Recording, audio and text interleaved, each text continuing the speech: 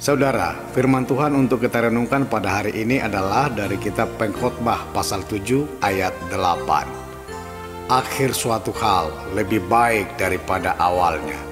Panjang sabar lebih baik daripada tinggi hati. Saudara, untuk setia sampai akhir jelas dibutuhkan kesabaran yang panjang. Kita perlu waspada agar tidak tergoda untuk berhenti dari sesuatu yang belum selesai hanya karena tinggi hati. Yesus telah memberikan teladan yang agung. Dalam keadaan sebagai manusia, Ia telah merendahkan dirinya dan taat. Kita dipanggil tidak hanya untuk memulai suatu pekerjaan yang baik, tetapi juga untuk menyelesaikan dan mengakhirinya dengan baik. Karena akhir dari sesuatu lebih baik dari awalnya. Hanya melalui sebuah proses penempahan, maka kita bisa bertahan dan menyelesaikan sampai akhir.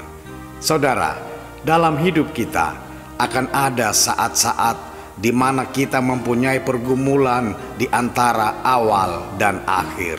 Mungkin sebuah pengalaman pahit atau pengalaman sakit, tetapi Ayub memahami bahwa pada saat dia menderita, dia tidak melihat kesulitan itu sebagai penghalang untuk memandang kepada Tuhan.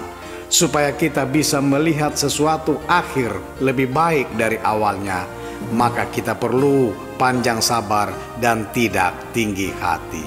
Belajar bersyukur saat diproses oleh Tuhan, bukannya protes.